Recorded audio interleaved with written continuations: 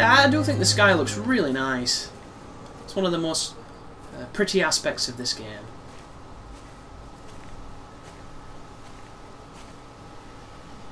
That's a wall. I'm very conscious as well that I might have missed some narrative, which would suck.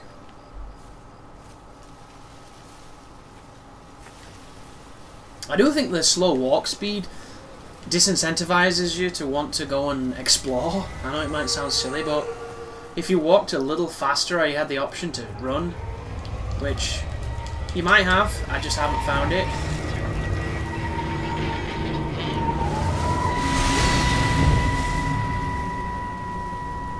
Can you see the observatory from there? That's over the ridge, just past the windmill. Oh. You want to live near the station in case you need a quick getaway? Something like that. I love Rachel. So you and Steven, I'm sensing there's not a lot of love lost there, huh? That's between him, me, and the cows. You're gonna have to explain that one for me. It's nobody else's business. Look, you seem all right to me. You don't want to worry about that lot in the village. Provided I'm left alone, I'm happy. Steven's the one who likes to be at the center of things. No change there, then. Francis Appleton. You are a bad man. No wonder your sister won't talk to you.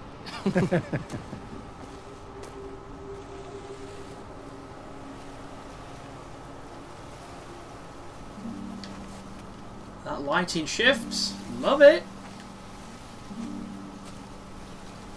Is it wheat?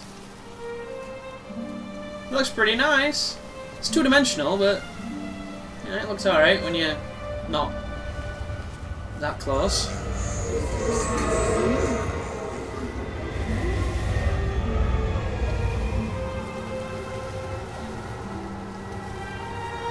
Ooh, there were a big thing over there, you see that?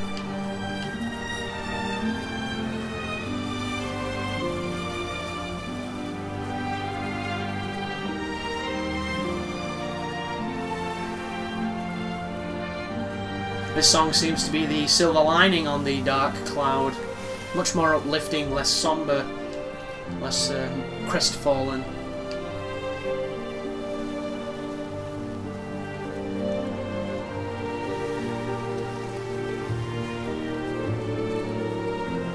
Nice reflections.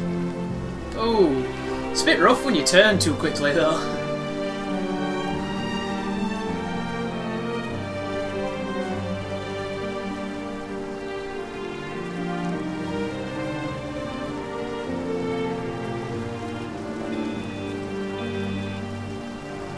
Water could look better.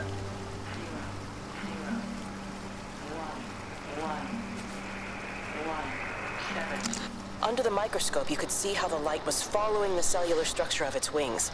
The neural simplicity of the insects seems to prevent a full-blown infestation, so there's none of the hemorrhaging I'm seeing in the birds. But Steven's wrong. This isn't an attack. It's a byproduct of the attempt to communicate. It's getting smarter. It's learning as it adapts. I'm confident of a breakthrough soon. Interesting. So it seems like they were experimenting with the birds. And they were seeing the damage that it was doing. But apparently it wasn't an attack, like a virus. It was a dialogue between two completely different beings.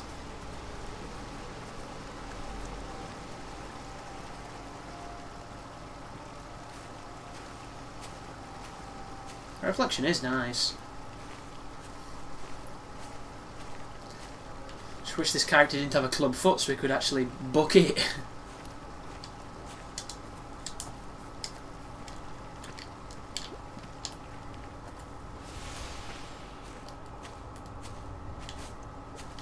It's set on walking. You are here, Yowton Pond. Appleton's Mill. Tipworth Station. No idea if that's any kind of representation of how far we are through the game, or how long the game is.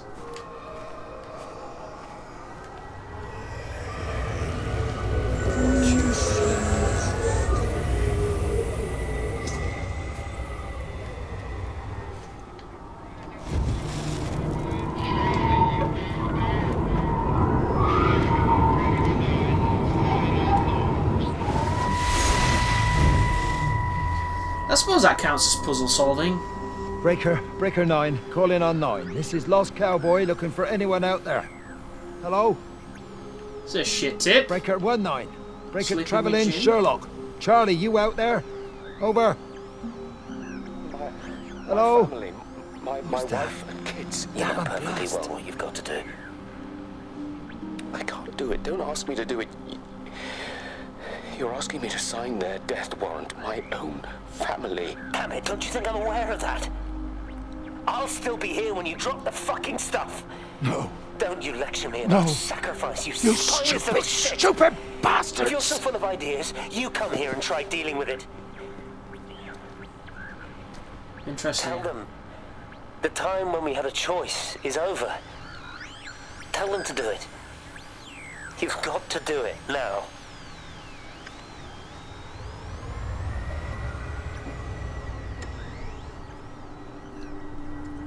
So that sounds like they were calling in the strafing run to contain whatever this is. But they knew about it. With the sounds of that, they might have even orchestrated it. So it probably wants us to go that way. So I'm going to check this way. Just double check. Like, this is the type of moment where I wish I could just like sprint up to this barn and be like, yeah, there's no there, fuck that, let's go back.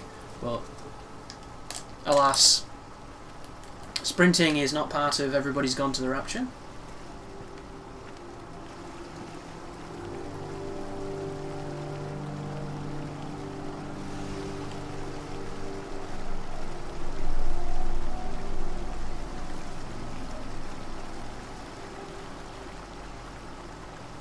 More dead birds.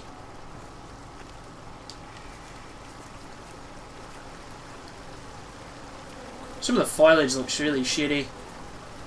I'll let them off. Then again, it's one of those things where the game has to be really visually striking because it's not like we're resting on the mechanics to carry it, we're resting on the narrative to carry it. And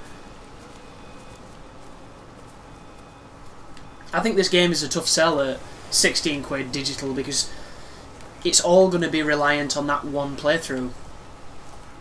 You know, learning the story. Once you learn the story, is there really going to be any drawback to come and walk around this idyllic village? Probably not.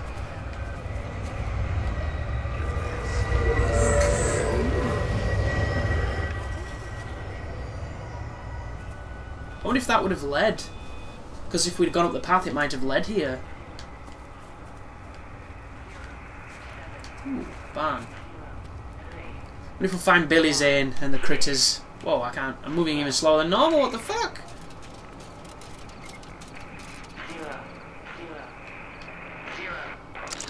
I hung up on Stephen. He doesn't understand. Even if he were here to experience it directly, I'm still not sure he would. There has to be a way of consolidating, of offering reciprocal amplification to this signal. Good God. What are you doing, woman? Didn't you know when you stare into the void, it stares back into you?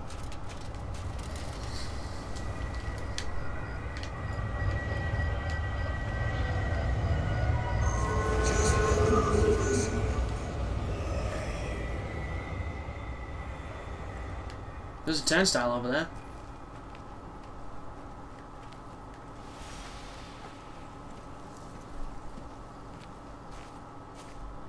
And a windmill. Is that where I came in? I don't think it is.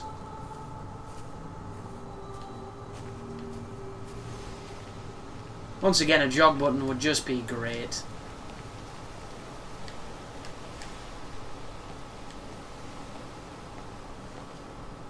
I honestly couldn't tell you guys. Shitty memory, remember? Good long term, terrible short term. Let's go this way, fuck that. Let's check over here. I know I haven't been near no windmill.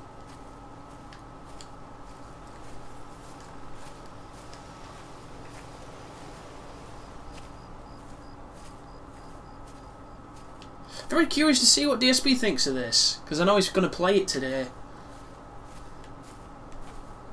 There are times when that man really surprises me and other times when he doesn't, so it'll be interesting to see whether or not this is something that he'd appreciate, or if this is something that he will berate and maybe not play / quit. So he's very good at that. Hang on. There we go. Because he really liked The Vanishing of Ethan Carter, but in Ethan Carter there was a lot more interactivity than this.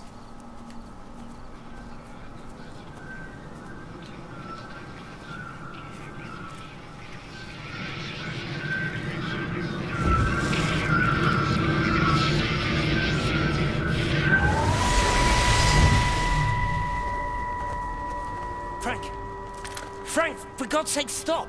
Sounds Keep like a back, gun. you bastard. I know what you've done. Where's Lizzie? He's got Where a is gun. she? I've got to find her. You stay away. Someone's got to warn them. Someone's got to stop it. You can't stop it. You have to understand. You hate me, I get that. But if we don't do this, it's not just the valley, it's everything, Frank. It's all gone. You're talking bollocks. You can't stop it! Jesus! You take Oh. one step closer, I'll bash your bloody skull in, I swear to God. All right, I'm going. But if you see Lizzie, tell her to get out. There's still time. Please, Frank. For her, not me. If you're that bloody caring, you can save her yourself. Don't you get it? I have to stay. Someone has to be here to confirm that everyone is dead. Wow.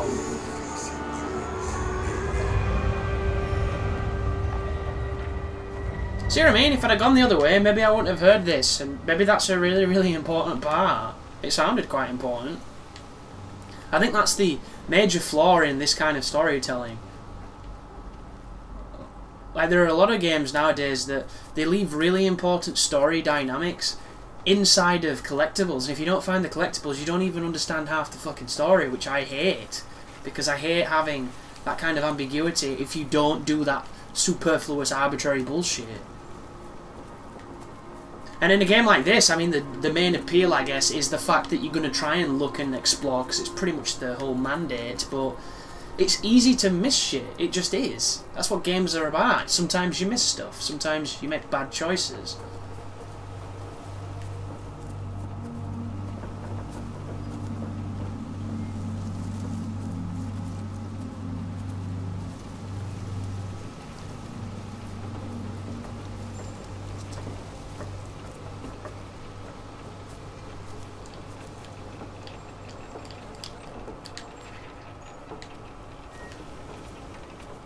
I wonder if the second playthrough you've got a sprint button. That'd be funny.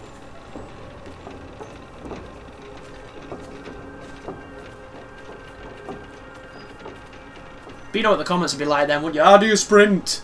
Every fucking comment. Ooh. Oh, that'd be cool as shit. Just turns into a first-person shooter. Yeah, I can do this. I'll shoot me some mobs and shit.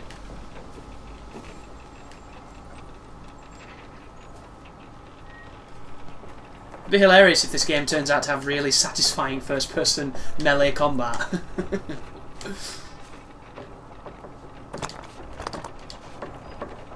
Not that it's gonna. Please tell me there was a reason to be here. Oh no. Come on, Orbs. Find me. Come on, Derek Akora. Where are you? I think this was a wasted trip, guys. I apologise. And there you go. Rapture. Not always as it appears.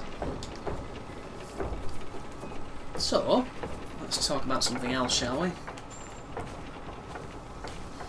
I've been watching True Detective because it's got a massive review score on IMDb, and you're like, anything that's got 9.3 that's halfway through the second series, it's got to be pretty interesting.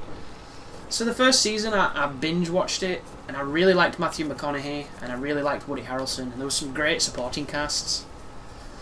But I do think that there were some lulls in that season. There were some really good moments, and there was some really good writing, but there were also some very slow burny build-up sequences that paid off in the end, but took a while to get there. And I don't know, for what everyone was saying, I don't think it was as good as people are making it out to be, but I still think it was really good in parts, and I definitely enjoyed it. Woody Harrelson's a lucky man too. There's some scenes in that show where he's getting it on with girls rather younger than he is, and they are some fine ass looking women,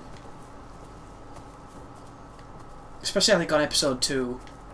Goodness me. Woody Harrelson, definitely enjoyed that day at the office. But it was an interesting show, and then I watched the second season, and I think the second season's a lot weaker. There's some good performances. I really liked Vince Vaughn. It was nice to see him doing actual acting rather than just being Vince Vaughn, like he seems to be in all his films. And like Colin Farrell was good. Amy McAdams was good. Is it Emil Hirsch? I don't know that guy's name. He was good. They were all good. I just don't think they had the best stuff to work with. Like, the writing wasn't as good as the first season. A lot of the plots and the threads was very threadbare. Like, the progression and the development of the characters just really wasn't there for me. Even though there was a time skip, it just seemed to be, you know, character has a flaw, character then penultimately, you know, either lives or dies by that flaw. There didn't really seem to be much grey to me. It was very black and white. And then some episodes were just boring as shit. Really, really boring. The finale, really good. It was like an hour and 24 minutes long, and it was gripping because all the bullshit that you'd invested in all the boring and slow episodes and bad dialogue and characters that didn't really have much depth all came together and made a little bit more sense at the end and made it easier to forgive. But as a whole, I think the second season really, really looked to me like the guy who wrote it, or the writer, spent maybe 3 to 5 years on the first season, really labouring over it, showering it with love, you know, making it work, have depth and subtlety. And then it hit off, it got really good reviews, he got immediately signed on to make another one, and then the next one showed that it only had like a year to be penned, and boom, it suffered because of it. Isn't this where the radio happened? I don't know.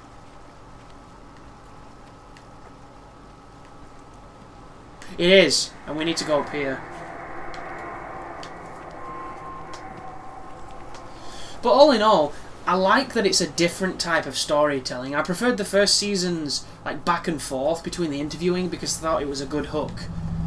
You know, the characters that are informed, going back and looking at things, gives it a different edge. And I really enjoyed a lot of the like philosophy to it.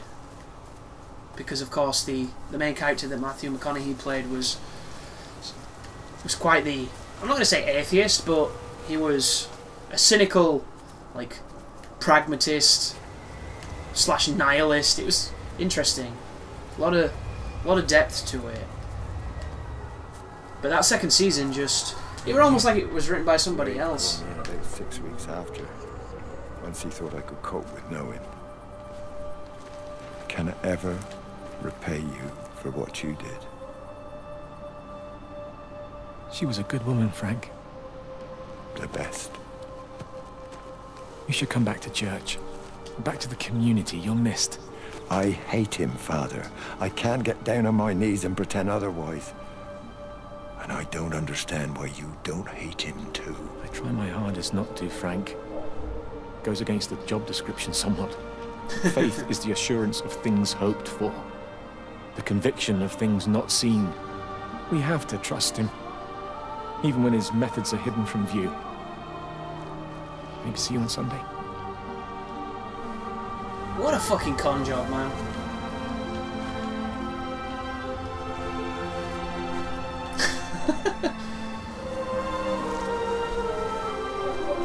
It's like the only argument where you're right for being wrong. I hate it.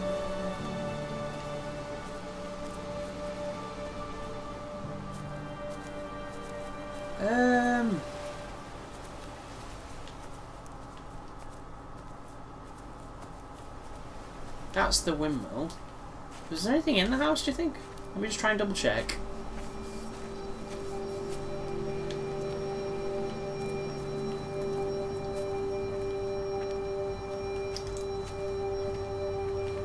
I like HBO shows though, because they seem to be able to be a bit more adult without having to worry you can't even get in it, can you? Bollocks. I do think there's a tendency to throw sex around a little bit more liberally for no real reason. But I like the fact that they don't skirt around difficult subjects like child death and abuse and what have you. Things that happen. Like, you're alright shielding your eyes and saying you don't want it on TV, but that shit happens every fucking day in the reels. So, you know, enough with the moral outrage and just be like, this is the darker side of our nature. Let's explore it, shall we, in a narrative. But let's do it with respect. Where the fuck am I going?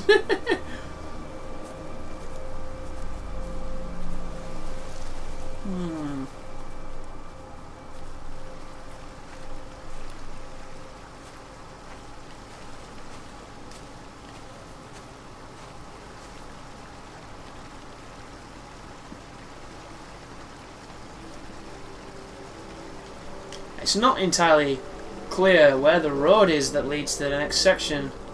Maybe it's up by that house that I said I was going to go to and then I didn't. That could be it.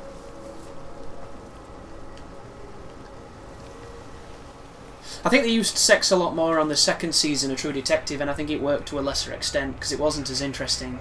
First season, it kind of jumped out and it always had a purpose, which I liked. Second season, it was just like, oh, blowy here, blowy there, blowy everywhere.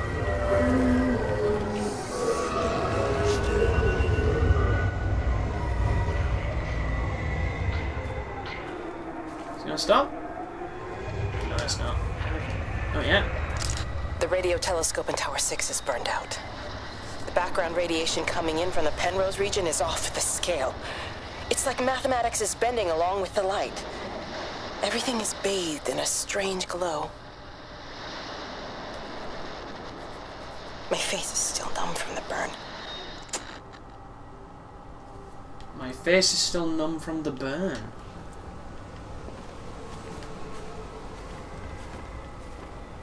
She done been messing with things she don't understand. Not very Christian of her.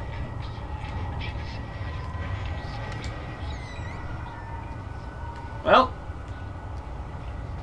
this wallpaper didn't need changing at all.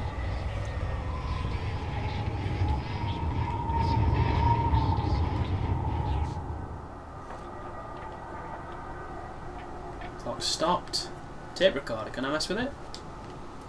No. Cannot. She was only taping Top of the Pops, so it's all good. Engine? Wow. I wouldn't think a man lives here. As if not, good God. How can you live like this?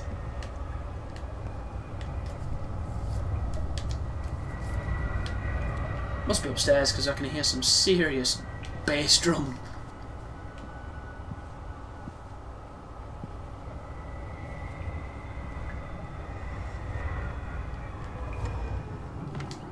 I can hear a respirator.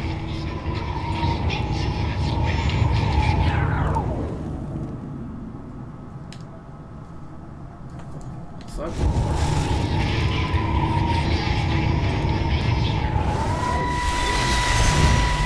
How's your sister, Frank? We've not spoken since the funeral. Ah, I see. Well, listen, I did rather wonder if you might do me a bit of a favor and check in on her. See if she's all right. Dr. Wade, if they dropped the bomb, there'd be no left but cockroaches and Wendy Boyles. It's a bit odd, really. There's an old chap, John Coles, regular visitor at Lakeside, went walkabout sometime last night. Now it appears Mrs. Boughton has done the same. Enid? Well, that'd be clever. They amputated her leg last spring. Yes, that's the thing. I've also got a surgery full of people with nosebleeds and headaches. The council are saying influenza, but I've been practicing for 35 years and I'm not convinced. I just wondered if you might pop by and see her. Even if I did, do you really think she'd let me in? Fine. Forget it. I'll see her. Leave it to me. Oh, and Frank, call the hospital and get them to collect all this stuff. It's been 8 months. 8 months? Shit. There you go.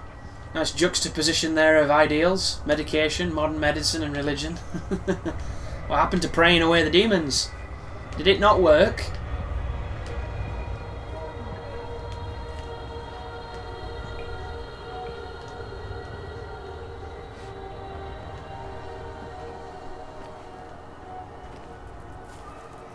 Right.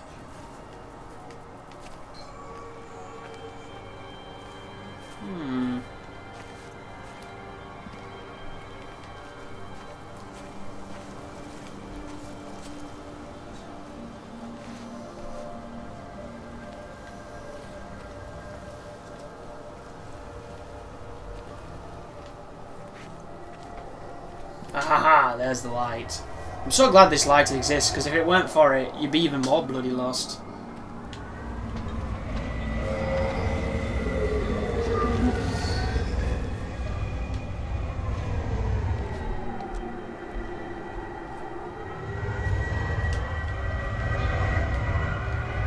Then again, it's almost as drunk as the Raven in Darksiders.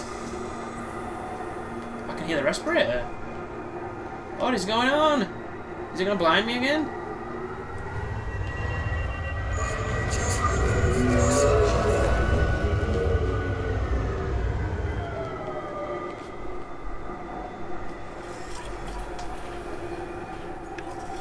Can't do the 6-axis-y thing. Doesn't seem to be working.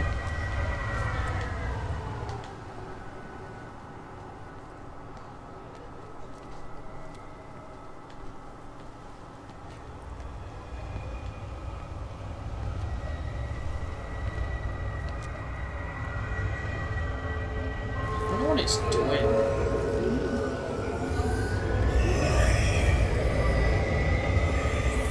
Maybe it's Patrick Swayze. We're following Patrick Swayze. He knows best.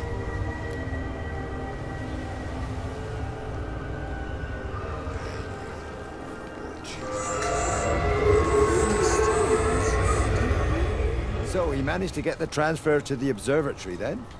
Well, this Catherine woman must have swung it. Now he says they're getting married before they come back. It's typical. Why can't he just wait till he's home? Are you gonna go? Goodness, no. It'll be full of her people. I expect they do things differently. You wanna come in for a cup of tea? Oh, I don't think so. How about a savage Well, it's been buggery? 8 months. Won't you just come in and talk? Oh, you didn't want to talk when Mary was still alive. You and Charlie Tate out drowning your sorrows when you should have been at home nursing your wife. You can be a nasty old bird, Wendy Boyles. Frank Appleton, you come back here and say that again. Our mother always said you were a bad egg. You'll come a cropper, you mark my words. Come a cropper.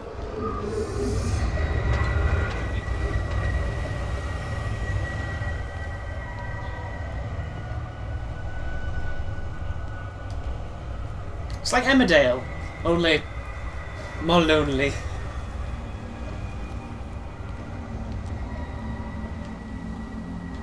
Me and Aiden used to have a bit when we went to an alternative club that played live bands and what have you. It was an easy place to get underage alcohol. However, there's a lot of jailbait there as we got older, as I found out. Not in a bad way, just in a way like I had a girl sat on my knee, deep throating a bottle, and she was like 15. Like, come on, dude. I gotta get in some trouble for this shit. But whenever we used to talk to people there, if we knew they were drunk, we'd fuck with them. Because that's just the kind of people we were. And we were really good at both being stupidly sarcastic, but appearing very serious and solemn. There you go. Oh, thanks, Frank. That should get it out of the way. I don't know what happened. It just died on me. Give it another go. Oh, I only just put petrol in it as well. Robert's taken the other car into town. I wish he'd get back. He promised me that he'd be back this morning. You think he's off on another bender? Oh, I can't police him all the time, Frank. He's not a child. What's going on, Lizzie? Nothing. You're seeing Stephen again, aren't you? Uh-oh. You two can't keep pithering on like this. If Robert hasn't already worked it out, he soon will. Oh, not if he carries on drinking the way he is. Shit. Pardon my French, but bloody shitting thing, why won't it start? Come on, I'll give you a lift.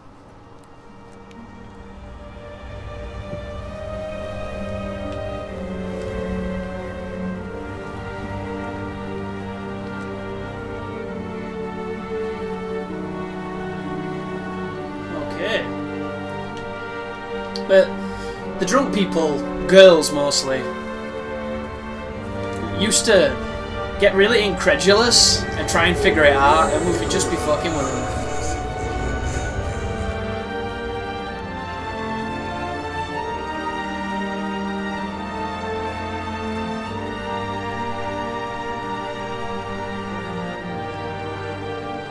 And the gag had run its course, and then we'd burst into laughter, and then they'd realise we were just pissing about. You can tell a lot by a person by how they react to being the arse of a joke.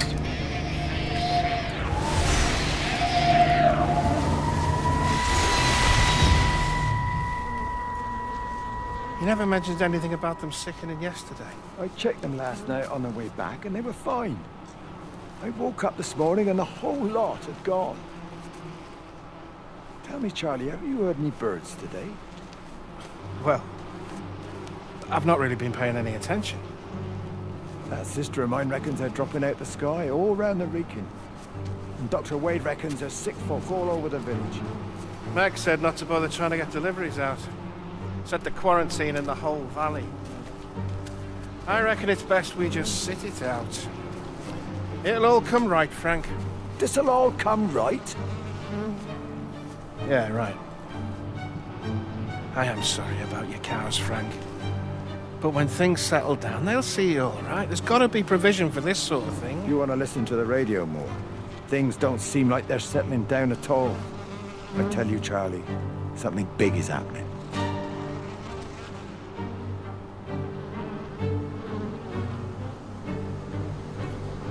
Something big is happening.